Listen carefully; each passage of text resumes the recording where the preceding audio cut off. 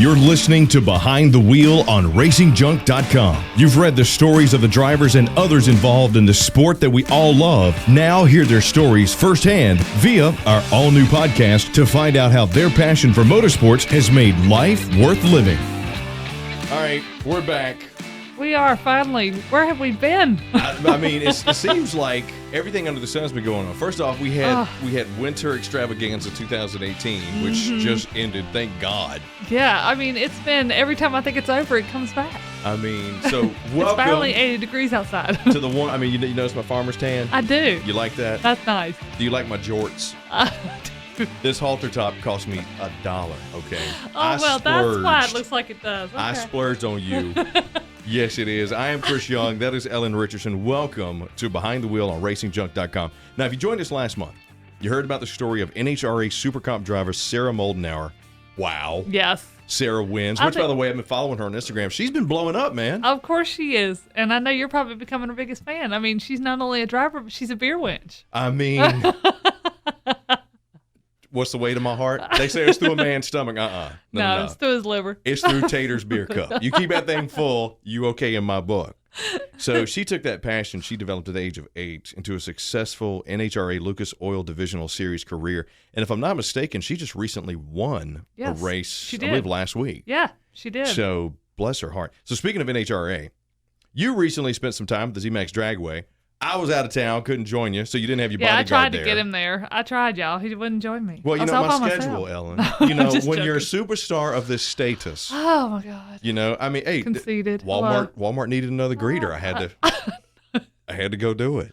LaRonda asked you to be there, huh? That's right. So tell me a little bit about what you were doing there and who all you saw. Oh, man, it was an incredible day. It's been about a year and a half since the last time I actually got to attend the 4Wide Nationals, so I'm really excited to finally return to the 4Wide Nationals, and the coverage is on the site, guys, so if you haven't read that yet, make sure you go check it out. And once again, that's RacingJunk.com. That's right.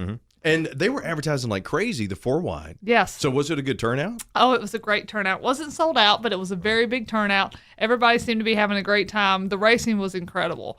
You know, there was a little bit of a lull at the first rounds, but by the second round, it was amazing. I mean, and I saw some passes on Sunday that blew my mind. And I know you're a big... Like what? Oh, I know you're a big fan of the Force daughters, right?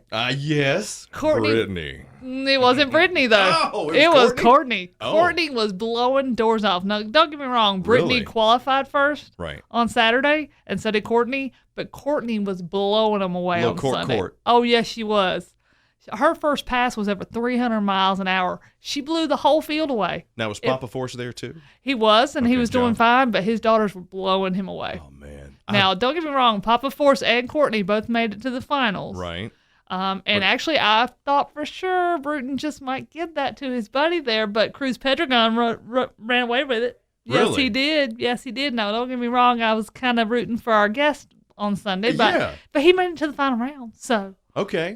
And, of course, our guest that she's talking about is Tommy Johnson Jr. That's right. And we're going to be talking to Tommy Johnson Sr. as well. So, Ellen, because of the power of Behind the Wheel and RacingJunk.com. I don't know about the power. And her persistence. Yeah, I don't really give up. I'm kind of annoying like that. I'd say sand in the underwear. That's right. I kind of bugged some drivers that much. So, which is fine. That's what you got to do. That's what you got to do. And I'm proud of you. Hey.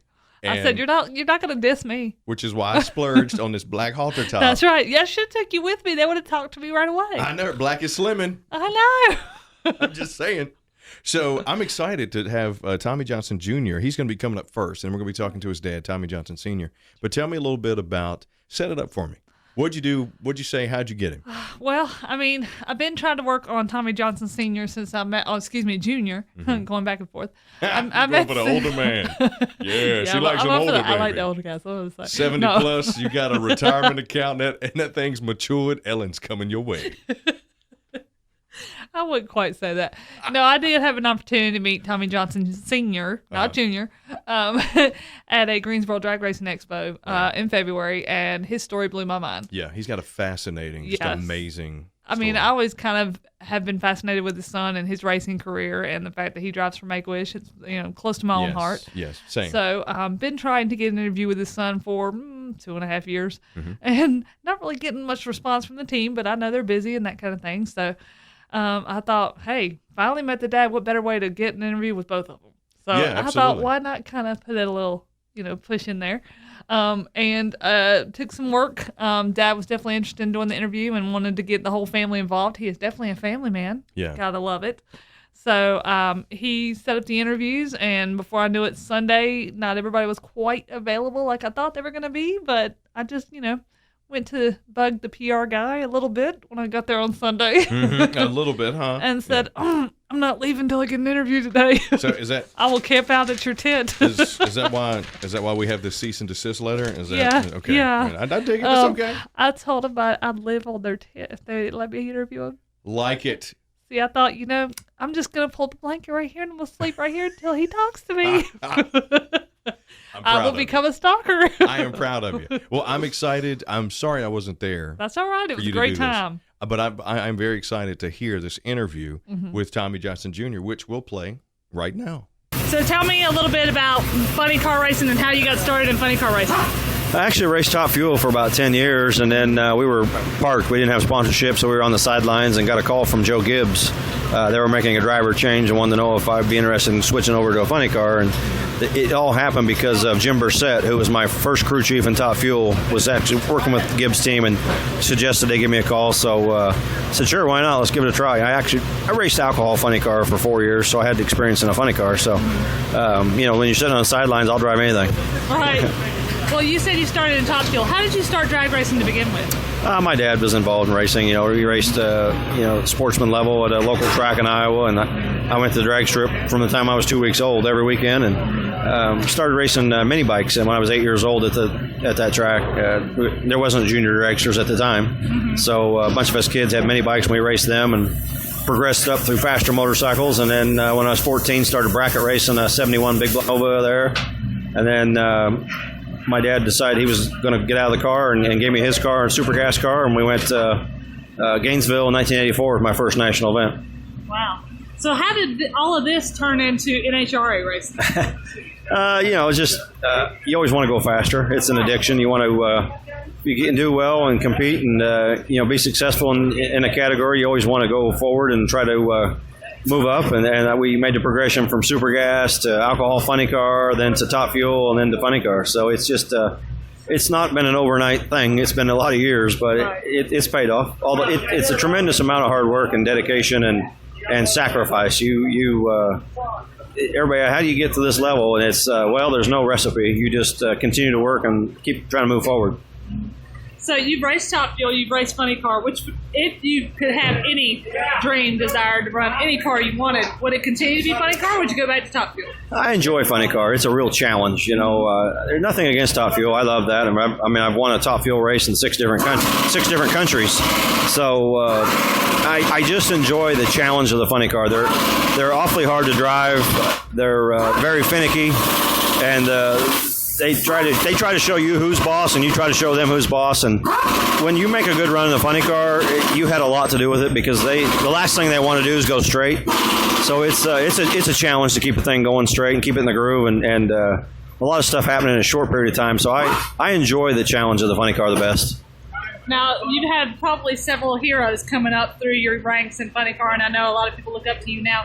Who have been some of your heroes? Obviously, it's got to be your dad, but other than that. Yeah, and when I was a kid, we were going to races with my dad, and we were in a national event, and I couldn't go to the staging lanes because I was too young, and they didn't know what to do with me. So we were parked next to Marvin Graham, who raced Top Fuel at the time, and he said, he can come over here, I'll watch him, So I got to play in his trailer while they were up there running. Wow. And so Marvin became my idol, He was the guy I looked up to, and he won Indy in 74, and every race after that, as soon as we get there, I'd bolt to Marvin's trailer, So he probably set the Top Fuel bug to me, That's where I got the bug to race Top Fuel. And obviously Don Prudhomme, I got a drive for him in 2001 to 2007, and he was always, who didn't like Snake and the Mongoose? So right. To be able to drive for one of your childhood legends was awfully neat deal. Right, exactly.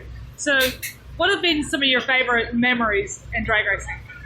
Oh, of course, getting to do it with our family, we did that for a lot of years as a family team. And then just you do a lot of things over the years, but probably, one of the biggest things was I'm a member of the 4 Second Club and a member of the 300 Mile Per Hour Club. And there's only 5 of us that did that. to both clubs, and Don Perdome, Kenny Bernstein, Joe Amato, and Eddie Hill. So to be in that kind of company is pretty neat, pretty elite. There's not going to be really no milestones to break anymore. I mean, you'll never see us run 2 seconds, you know. So, those barriers are kind of done being broken. So to have your name on that list is pretty cool. So you got all the way to the finals today. Pretty impressive run all day. Yeah. What kind of happened in that final round? The track prep has changed here lately, and it's been a real challenge for the crew chiefs to figure out how to make these cars go without spinning the tires. And we got lucky first round. I out-pedaled somebody. I actually won it on a whole shot. In the second round, we were able to make a pretty decent run. Second round, kind of thought we'd figured the track out, and then we got to the final, and we're pretty confident going up there. We thought we had the combination for the track finally, and it just spun the tires again on the top end. It's just, it's the last 2 races have been really interesting as far as getting your car to the finish line under power because of the track prep and the way they're spinning the tires so bad. So I'm not a real big fan of what they're doing. So hopefully it changes soon. What do you think they need to change? What's the biggest thing it's just they're looking for ways to slow us down all the time, and not wanting to see us run so fast. And this is an experiment, I think, on their part to see if the track prep would slow us down. And it's obviously slowed us down because nobody can get to the finish line under power now. So, right. But it's causing a lot of parts damage for guys, and we see a lot of cars blow up today. So I'm not a real big fan of it. I think there's other ways to do it besides this, because this is I don't want to see anybody get hurt, and having to pedal a fuel car on the top end is extremely dangerous. So I just assume they'd try it a different way. Well, you took out Ron Capps today, and he was very impressed with his teammates. So just so you know, I did sit down and talk to him for a couple of minutes, and he said he was very impressed with you.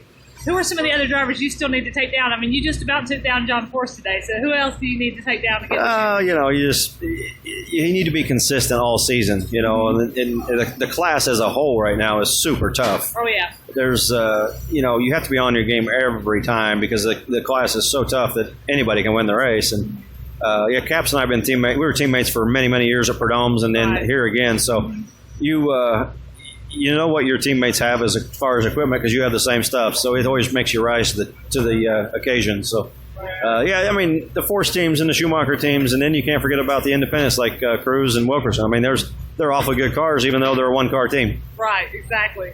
Well, thank you so much. I think we got everything we need. The only other question I have is, what is your future in NHRA? What is your future in drag racing? How are you going to end out the whole thing? Yeah, that's a good question. You never know what the end will be, but hopefully it's a long time from now. But you obviously want to win a championship. You want to get that championship, and I've been close twice. I've been second twice, so the desire and the hunger is still there. So we'll be at this a while until we can try to get that. That's right. You got a long way to go. You're still a young man. Yeah, that's right. All right. Well, I'm just experienced. I'm not old. I'm experienced. Well, thank you for doing this today. We appreciate it. Excellent investigative reporting as always, Ellen. But the hell was that stuff in the background? Yeah, it seemed like his crew was getting tired of waiting on me. Oh, so kind of so every time I answered a question right there at the end, they were just like, "Nyeh, nyeh." I'm like, I really hope that you can hear him talking. See, you know what that is? That's karma. As every time you waiting on your husband to get in the car and you start revving it. No. I usually don't. I'm usually not waiting on him. He's usually waiting on me. But I mean, what a story! That kid was young when he started. I know. Holy crap! But I guess having a dad like Tommy Johnson Sr., who we're going to talk to here in a minute. He went straight from the lower series all the way up to the NHRA faster than a lot of those drivers have. I mean, granted, now these days you're seeing younger and younger, but when Tommy Johnson Jr. started out, you weren't seeing a lot of those younger guys move up that fast. Right. And the fact that he's met Don Perdome when he was a kid, I'm a little jelly. Right. So he got to hang out with him all day. But look at who his dad is, though. I know, but still.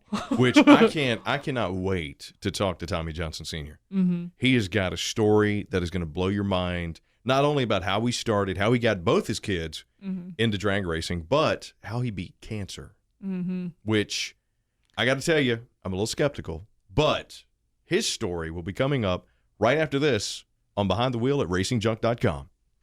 Attention racers, race fans, and gearheads. If you're looking to buy, sell, or trade the stuff that stokes your engine, then check out RacingJunk.com.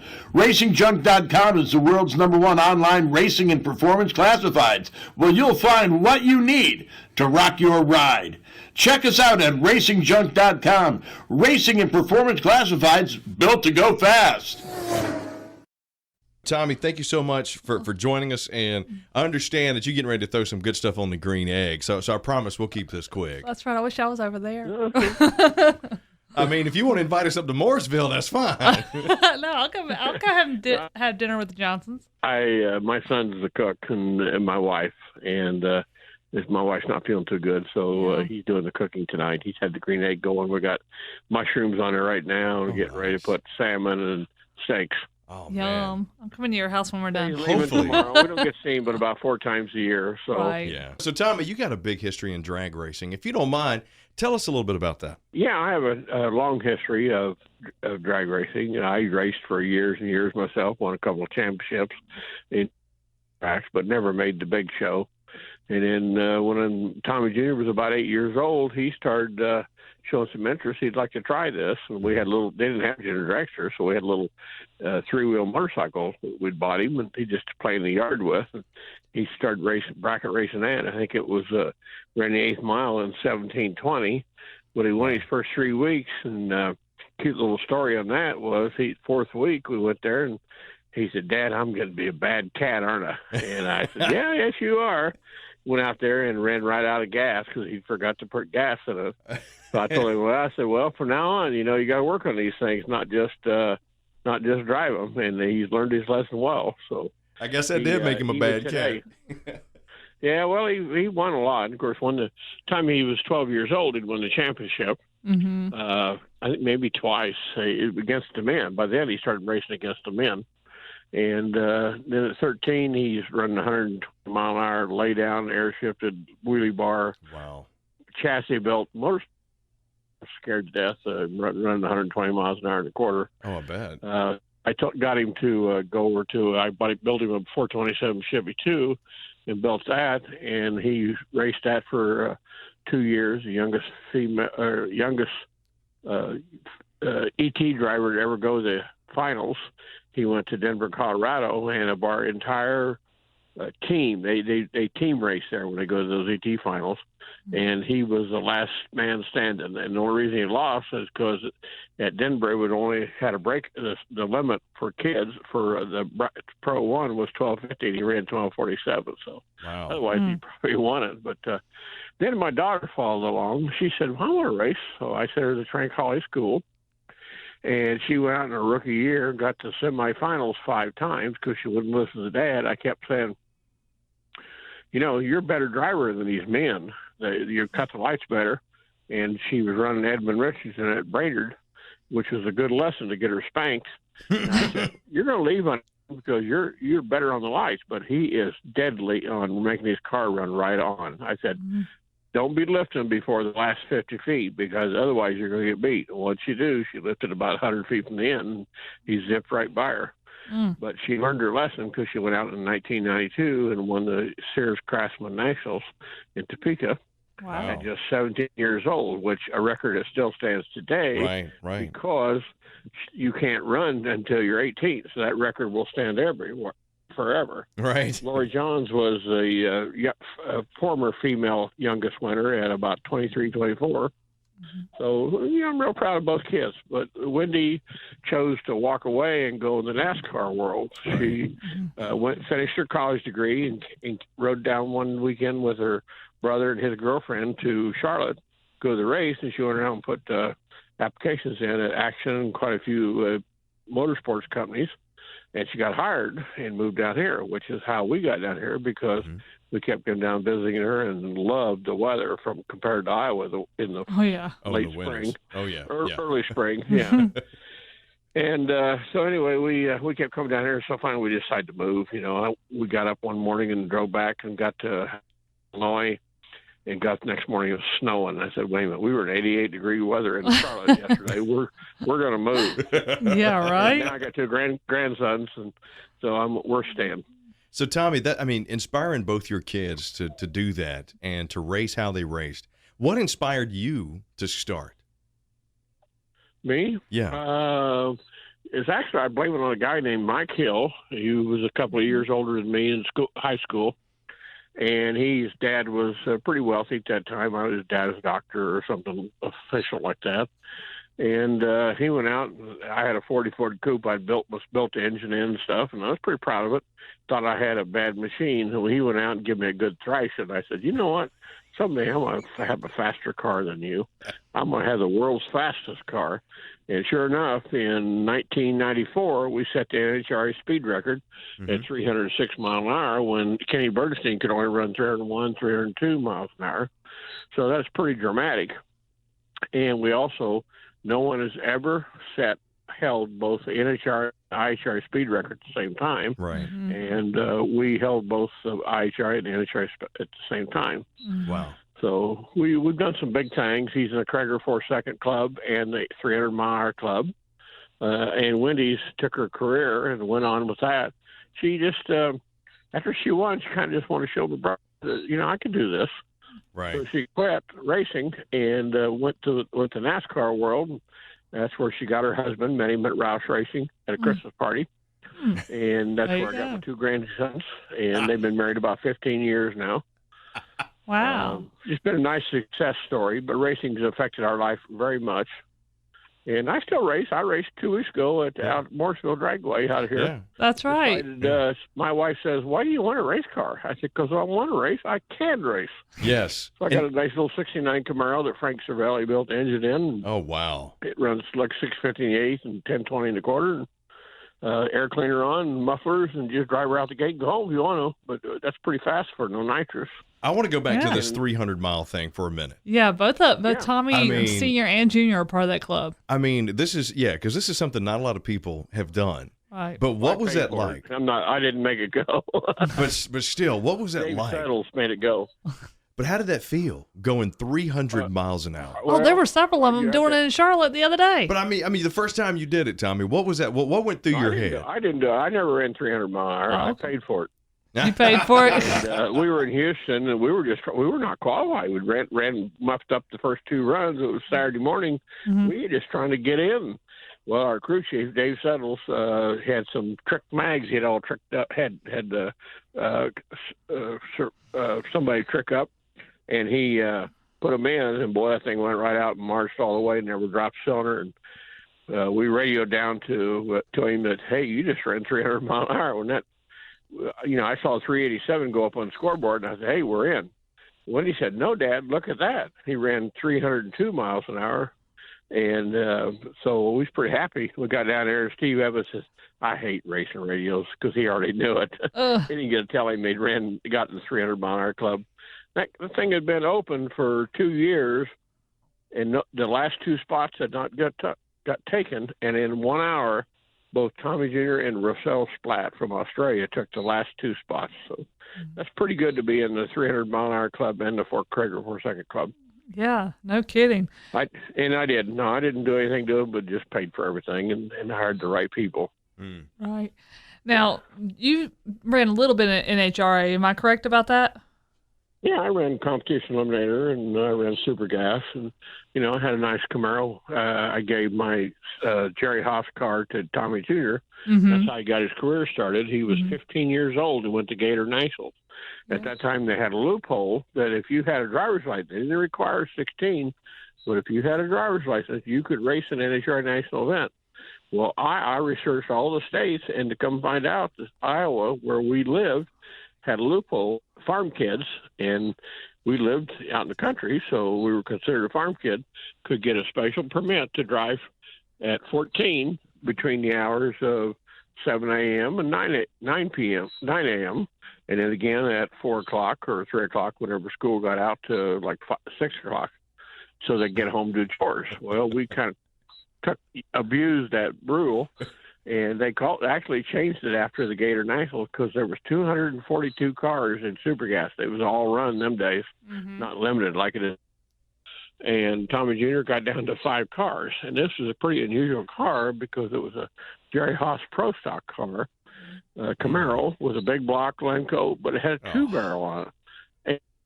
And this sucker would run 990. I don't care if it was 130 degrees out or 27 degrees. It would run 990, no throttle stop. And he wouldn't just mowed them down because he showed good reactions then, which he still possesses today. Right. And you ran some of that NHRA racing, but you didn't really go all the way. You didn't go up to funny car, that kind of stuff. Why did you decide not to go with Tommy when he decided to move up to Top Fuel and funny car? Well, no, I did. We ran our Top Fuel car. We ran out. Oh, did you? Okay. Car for years. And his biggest break in life was we ran alcohol funny car for 5 years. Yeah, he told me about the alcohol funny car. And we started racing our own family car for a couple of years, and Jim Brissett was our crew chief. Well, Jim Brissett later went to work for Joe Gibbs. Right. Well, they weren't happy with the Cruise Petragon at that time, and I don't know why. Cruise is a good guy and a good driver, and they wanted to make a change in the car. They thought the trouble was the driver, not the car. So Jim Brissett says, "I know somebody can drive it," and Joe Gibbs says, well, Tommy, he suggested Tommy because we were old friends. Right. And he says, well, Tommy's a top funny car or a top fuel driver. He said, well, yeah. He says, he drove an alcohol funny car for 5 years. So it'd be a changeover, would be easy. And they gave him a chance, and he went out and finished top 10 the first half a year. Then that deal closed up, and Joe Gibbs put his money over in the NASCAR. So then once you're good enough for Joe Gibbs, then suddenly Snake's calling you, Kenny Bernstein's calling you, Don Schumacher, and that he just one of those real legends in the sport. And he's been a professional driver. I was going through cancer. I had colon cancer, having some real problems, and going through chemo and stuff. And I said, Tommy, I can't do this anymore. I got to sell this thing and quit. But I think you're a good enough driver. You can get a ride, and sure enough, he's drove for the best of the best. Now, you mentioned your battle with cancer. That's the next question we were going to ask you or bring up, next thing we were going to bring up. You wrote a book about your battle with cancer as well as your history in racing. Tell us a little bit about that. Well, yeah, in 1999, I was running IHRA, and I just thought it was the stress of racing against the big budgets. We were against Paul Romine and Doug Herbert, which had sponsors, and we didn't have a sponsor. We'd lost our other previous sponsor, and we were trying to run it without that and the stress of that. Well, we led the championship all year, and I thought that I was so tired of what it was. I was bleeding internally. So finally, I went in for my NHRA Super Gas license. I kept that current. And my doctor says, well, I'll sign your license. You can drive a race car. But he said, you're anemic. I said, Doc, what's anemic? He said, your red blood count is down. You may be bleeding internally. So we did some first. Well, I screwed around with this family doctor for a year and a half. And unfortunately, I wouldn't have had to have surgery had I found a tumor at an early stage. But that's what I tell everybody. So everybody bitched about having to get a physical is, NHRA has caught a lot of people with heart diseases and like me, cancer and stuff by request they've done away with now on the sportsmen. So that's too bad because it sure has helped a lot of people.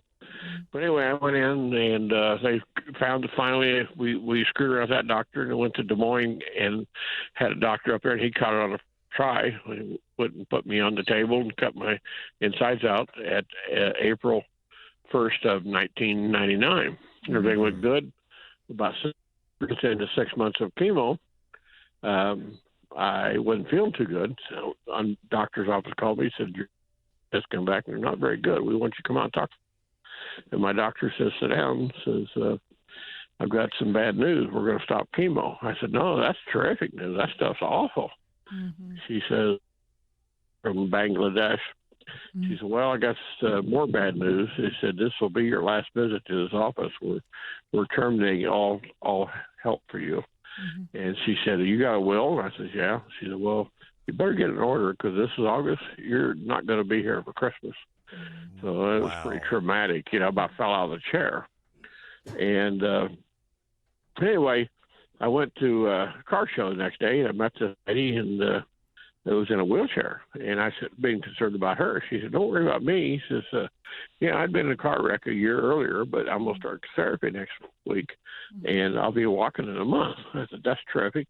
She said, I heard you got some bad news. Well, I started crying again. I mean, I'm 54 years old, and you just can't hold back those terrific emotions. Right. So I started crying, and she said, don't cry. She said, you ever hear about that stuff from Mexico? I hear it cures cancer called Laetrile, but they ban it in the United States because they don't want to put all these doctors out of business and show up these drug companies that aren't finding a cure when there are a cure.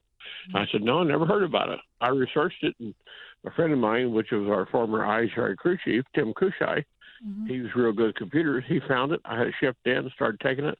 In 30 days, my cancer was gone. What? Yeah. So everybody, Isn't that amazing? Yeah, it's the most amazing story.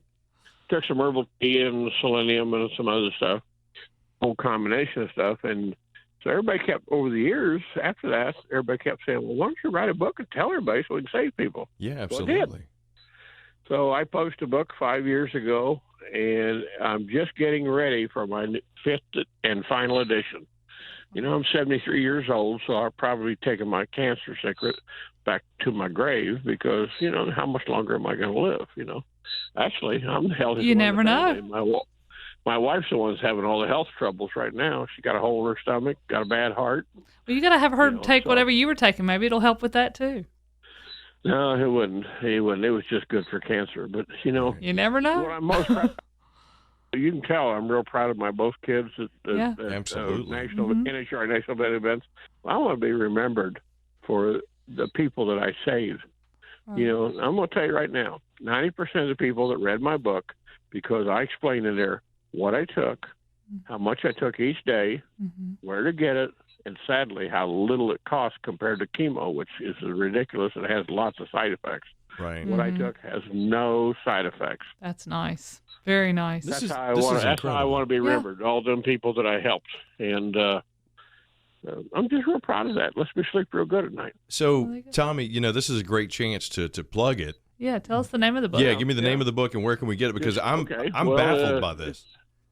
Well, just called the Cancer Book. It can be found at www.cancerbook-tj.com.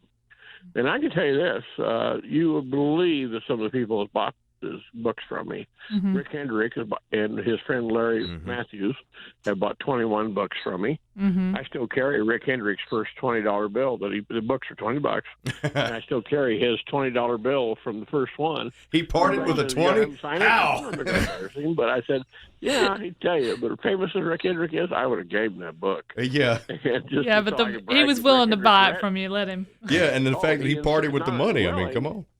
He was insistent that I buy it, so I still got it in my billfold 5 years later. That's awesome. And Dan Pastorini has bought 4 or 5 books from me. Eddie Hill and Ursi Hill have bought probably 15.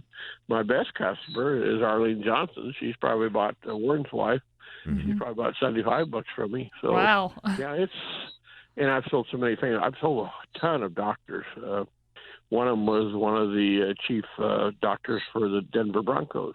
Oh, wow. And he's bought 5 or 6 books from me. And the thing is, a lot of these doctors are curious about, you know, that they can't recommend anything, what I gave.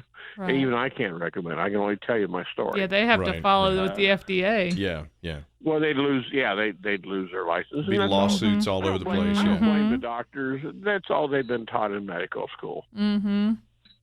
So they, you know, they're gonna have to go with the regular medicine, Right. and they'll lose their license. And I'll tell you what, people call me and will say, "Well, I want to talk about cancer." You know, they think I'm not concerned. Well, if I wasn't concerned, I wouldn't have spent 10 years of my life and about $10,000 probably shouldn't researching this book, and because it costs about as much to publish a little book as it does a big book. Right. Yeah, it does. It tells my entire story, and it has.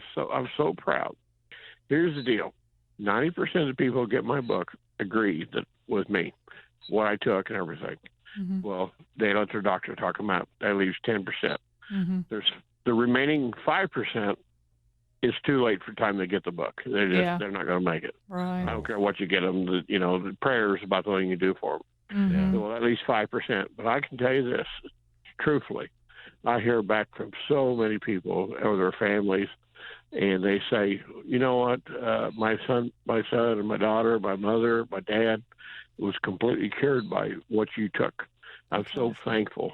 And the other ones, they say, well, cancer finally got him. But for instance, there's on page 81 of my book, there's a lady that showed up one day, this beautiful picture of her race car.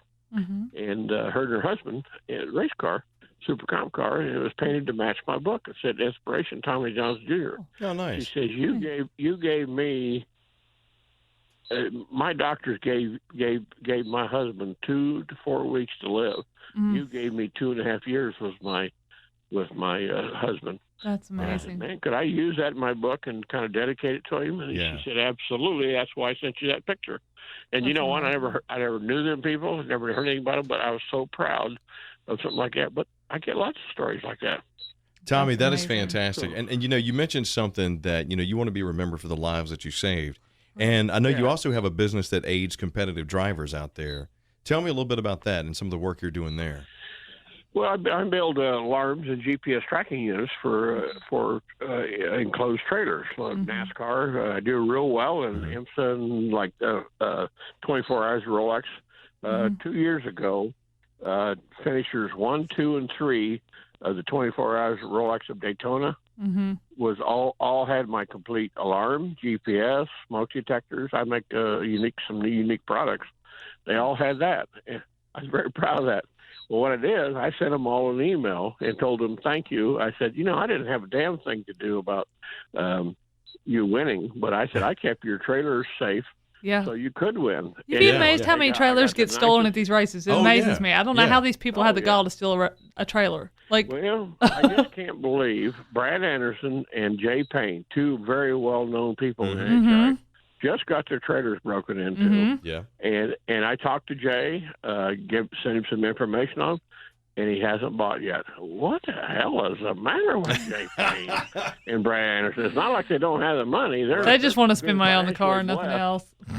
Well, that insurance money's a little bit more than, getting a GPS tracking system. Well, that's true. Like they said, the problem was that it's not the stuff they stole. They just tore up the trailers getting in. Oh.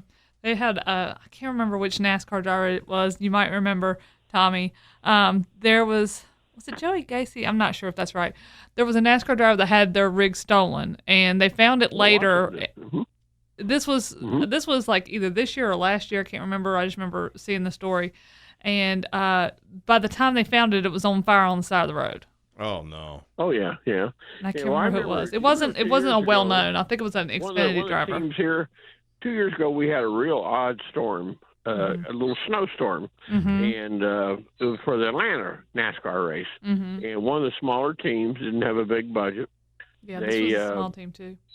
Yeah, they said, well, let's go ahead and send the semi down. There's a big enough team that had semis and stuff, but they only had like one car ready for Atlanta. And they said, well, let's just go ahead and send the semi down. We'll bring it down in a gooseneck with a dually. They did. They parked at the hotel in Atlanta, got in about midnight, got up at 5:30 to go out to get in their trailer. It was gone. Well, the thieves knew that they didn't know it was in there. It was a white trailer. It's about the worst thing you could do. You're actually better off to have some lettering on it so they know what's in it. Right. They may not be interested. Well, the police department, they found the race car. They just rolled it out and said, well, shoot, we try to sell this. I mean, everybody will know who it is. We'll be caught in a minute. Right. They rolled it in the ditch. And they didn't want the truck because it had to have a title. Well, unfortunately, most of those take them to some of the states that have no title states, like South Carolina. You can go down to DMV and you just tell them, I built this trailer and I want to get an enclosed trailer and I want to get a license for it, and they just give you a title. Then they need to change the laws, Wow. Absolutely. So, Tommy, you're a published author, successful businessman, successful racer. And what's next in the life of Tommy Johnson Sr. besides putting something yummy on that green egg? Well, two things. I'm taking care of my 92-year-old mother-in-law. When I was 19, was 16, we were dating. Well, I hate to tell you, but my father-in-law knew what a 19-year-old was after. Oh no. and yeah, I know. Well, just young guy, and he wouldn't let me come near his place. Well, he worked second shift, and I would go out and my mother-in-law at that time, she would call me up when he worked second shift, so she called me when he went to work and said, "You can come out and see my daughter." I went out there. Well, sneaking around. That's 51 years ago. We've been married, and we've had our spouse like everybody, but we kept a strong marriage and nice family and nice grandkids now. Absolutely. For 51 years. I told her back then, this is 51 years ago. I said, someday I'm going to pay you back for being so kind to me. You know what? Now she was living in Iowa on her own, and she got sick because she's diabetic and wasn't taking her insulin. Right? And she got put in the hospital, and they put her in a nursing home. I went up and got her out of the nursing home and brought her back down here, and she's with me full time now. Nice. Now, she's lonelier than Pet Coon because she's got dementia. But you know what? I put up with it, and I'm still taking care of her. Wow. You are a saint. So it's been a blessing. And that tells you that, you keep a promise when you can. Yes. That's right. Yes. Yeah, I've done some good things in life. I've done some naughty things, but I've done some good life. But basically, late in life, I've turned into a pretty good grandpa and a pretty good husband. That's amazing. And a son-in-law. I have a very good friend of mine named Larry Rowland, and he told me one time that he's owned companies, he's been a minister, he's anything you name it, he's done it. But he said the best title he ever got was being called Pawpaw. Aw. Absolutely. I tell everybody, I've got a friend of mine in Florida. I say, your life is going to for when you get grandkids. It's the best thing in life, and it has been, That's amazing.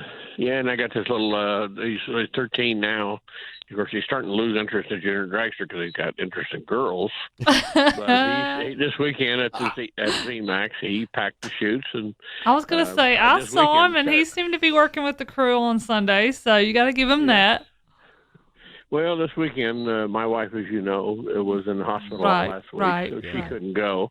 I kept tabs on her, and our daughter kept helping me with her. So I went down, and I took my two grandsons, both of them, and one of their friends, or two of their friends, and we camped out in the motorhome and just kind of treated the boys. So I've turned into a pretty good papa in the late in life. Absolutely. Yes, he has. Absolutely. Tommy, this has been absolutely fantastic. What a great story. Well, I hope I open your eyes a little bit. But for anybody interested in my book, it's not just all about cancer. I had I've sold over 5,000 books, which for a self-published author, that's really good. That's pretty good. Yeah. Yeah, that is phenomenal. Now, I'm just waiting one of these days. A big-time publisher from New York will pick it up. That's right. The problem I've had is pretty controversial because you're talking about something that we have cures for cancer now, but the FDA and everybody all these drug companies won't let you know about it. That's because those big time medical companies won't make their money. Wants to talk about it. That's right. So, but I'm very very proud of what I've done with that book, and it's helped an awful lot of people.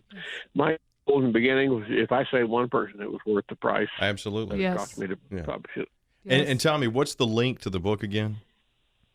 www.cancerbook-tj or www.cancerbook-tj, not /.com. It's also on Kindle, Amazon Kindle. Nice. Yeah, I found it on Amazon. Yeah. Yeah, and it's every word in it. I promise you, I wrote from the heart, and every word is true, and it has saved so many people, and the ones that hadn't saved, it's given so much more time to. Yeah. Like I tell everybody, the book's $20. Wouldn't you give $20 for one more day with your loved one? Oh, absolutely. Yes. I tell you what, I live in a nice home here. We have no debt. We're not rich. We're not poor. We're just comfortable. I'd trade my house in a minute for one more day with my mother. Yeah, absolutely. So that's there's anything. My book's worth $20. There you go. Now I do have to ask an off-the-wall question before we let you go. Okay. If you were to jump behind the wheel of a funny car and you and your daughter and Junior all went racing, who's going to win that race? Oh, my son was. Well, my daughter was pretty good in her day. But now your daughter would say her. She got her own business. You know what she did when she came down here? She worked at Action Automotive, the comfortable people, for a few years. And then when she actually did Dale Earnhardt Sr.'s account, she'd call me up in Iowa and say, he said, Dad, guess who just took me lunch? I said, who's that? She said, Dale Earnhardt Sr. Nice. I said, what's he like? Oh, he's just funny as heck. And Yeah. she said, I said, you make him buy it? Well, of course. Yeah. So she had good relationship. When he got killed, and she left, and Kelly, his daughter Kelly, left. But a few years later, they actually went and business. His sister, Dale Earnhardt's daughter, is Kelly Earnhardt, and my daughter Wendy, and Dale Earnhardt Jr. went in business. They were business partners for 6 years. And both Kelly and my daughter wanted to have one more grandson baby, and they had another baby. Well, after my daughter 5 years, the baby got to be 5 years old, started school, Dale Jr. called her and said, would you come and run my foundation and charities? So she did for 2 years, and she doubled it. That's how good a job she did. Wow. She's really good in the business world. Yeah. And then she quit. Now she's got an internet business. My son's got an internet business. He's got which followed in, I was in the mailer business for 25 years. My son has got TA Candles, which is on Essie. Yeah. And my daughter's got a business called, I got to think of the name of it. It's the whole family's entrepreneurial. That's right. Laddie Mae. Well, they both followed my business in racing and in business. Both in mailer business now. It's on Essie. It's called Lottie Mae Designs. Nice. And they both got some really cool stuff. But like today, my son's getting ready to get married to just most wonderful gal. And she flew home. She's busy filling orders today. And she works nights. She's kind of like she works nights and travels all over Indiana and down to Nashville, Tennessee, and Ohio and Indiana. And she goes in nursing homes and audits their drug stuff like that. Wow. So, Cool. Tommy. Family. I'm looking forward to the wedding in December. Oop, I wasn't supposed to tell that. Oh, see. See, now that HRA is going to get a hold of that, and they're going to put it on their site. That's right.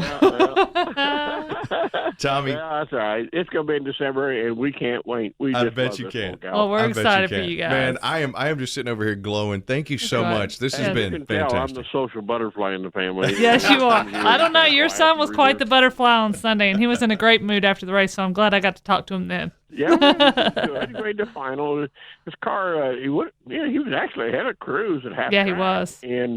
And he spun the tires. He said his ignition switch went out as well. That's what he told me. That wasn't so much. It wasn't so much as NHRA has cut back their track prep. Yeah, he told me about that too. Diluting the VH, and that is awful because But that's what's causing all these blow-ups. Now the cars are spinning the tires, the fuel pump engines, it drops cylinders and it causes hydraulic, and that's what blew Matt Hagan's body off. The that tires, was a crazy race. Yeah. Rich it up.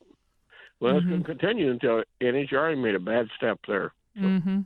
Hey, I told Tom to keep his head up because Ron was impressed, and he also beat John Force, so there you go. Oh, yeah. Well, you guys take care. Thank you. You too. Me. Tommy, thank you so much. We look forward to talking to you soon. Podcast going to be on? What's it going to be on? It's going to be on racingjunk.com, and I'll be sure to send you the link as soon as it's posted. Okay, please do. Thank you very much. Tommy, thank you. And tell Junior I said thank you as well. He just got here. They got home from our grandson's ball game, and they're out on the deck now, and he's checking the green egg. I was going to say, tell him to cook that meat right. That's right. Tell him. Well, he does. Let me tell you something. He's the cook. I'm the one. All I cooked for the boys last week was hot dogs. That's funny. And hamburgers. Yeah, that's about the limit of my. I married a good cook. That's why I keep telling everybody. If you read my book. And Alan, one of these days, in fact, I'll remind me, and I'll give you one of my books. I already downloaded it. But hey, I'll take a hard copy. I need to get a hard copy too. I mean, I'll get you a hard. We'll wait until we get the new one. The new one will be out in about 3 weeks. Well, there you go. I'll make sure I get a hard copy of that one. And yeah, that's so. We'll talk to you later then. Thank you so much. Thank you, Tommy. We'll talk to you soon. Bye. Take care. Bye-bye. Okay, bye. What a story.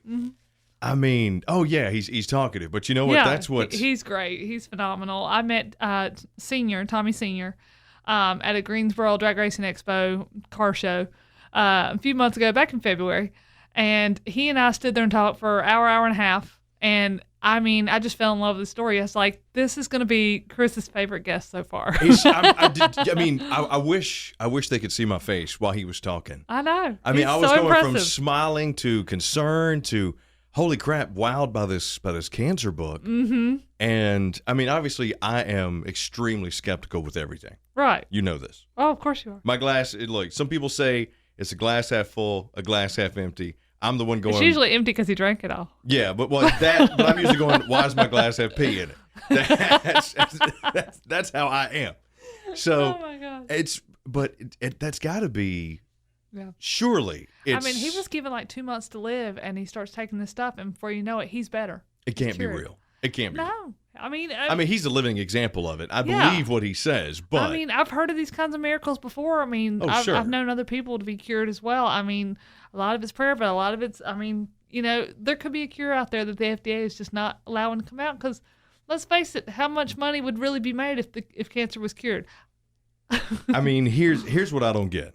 Tommy Johnson Sr., Mm-hmm. who wrote this amazing book, and he, like you said, was given no time to live. Exactly. Takes this medicine out of Mexico.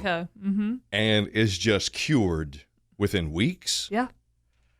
It's just too good to believe for me. It could be, somewhat hard to believe, but you know what? I'm one of those people that does believe in miracles. I've seen miracles happen. I do too. You just never know. I do hey, too. the Eagles won the Super Bowl. That was a miracle. Well, that wasn't America. That was karma. Oh, okay. That was karma because your boy okay. Tom Brady and Bill Belichick be cheating, and Gronkowski. I'm sorry, you don't get that big just eating stuff out the Midwest. Okay, We all know you can it's say on steroids. grain fed all day long. It's steroid. No, he's taking superroids. I don't know, but anyway.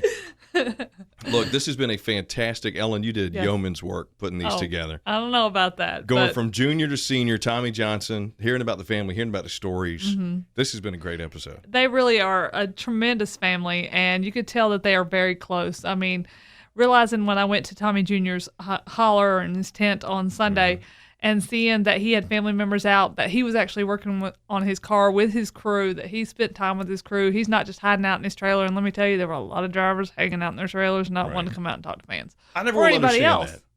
Yeah, they go in their cars. And as soon as they get out of their car, they're back in the trailer. They don't touch their cars. They don't have anything to do with their cars. Now, I can imagine, I can understand being introverted. Right. And when you get flooded Right. when you get flooded by fans, because I do Yes. every time I go down to the Oh, Walmart. of course you do. I mean, I just get inundated, and my hand hurts from doing all them autographs. He's got a little old lady that follows him around Walmart. It's That's the biggest right. fan. That's what he's Lil talking Rhonda. about. Lil Rhonda. And see, he thinks that's the paparazzi. It is a paparazzi. It's funny because bless her heart, she don't even have a smartphone. She uses a StarTAC. She's trying to take pictures with a StarTAC. And I'm like, yeah, you got it, baby. It's okay. You got the picture. I got to go. I got to get my kids some Cheerios. So, but this has been great. We want to wish both Tommy Johnson Jr. as well as the band who made that driver who he is today, Tommy Johnson Sr. Mm-hmm. I hope they don't burn the salmon on the green egg. Oh, I'm sure they won't. I was at their house right now. I do too, man. They When didn't he started invite me for talking- dinner. I was like, he said, I'll give you a book, but I ain't going to give you no salmon. That's just I wrong. hate I'm missing out of that. Don't get me wrong. I want to read this second book that's coming out, though. Yeah. So racing season is upon us. Yes. Things are going crazy. We can't wait to do this again. So stay tuned throughout 2018 racing season as we introduce you to another part of the sport that we all love right here on Behind the Wheel at racingjunk.com.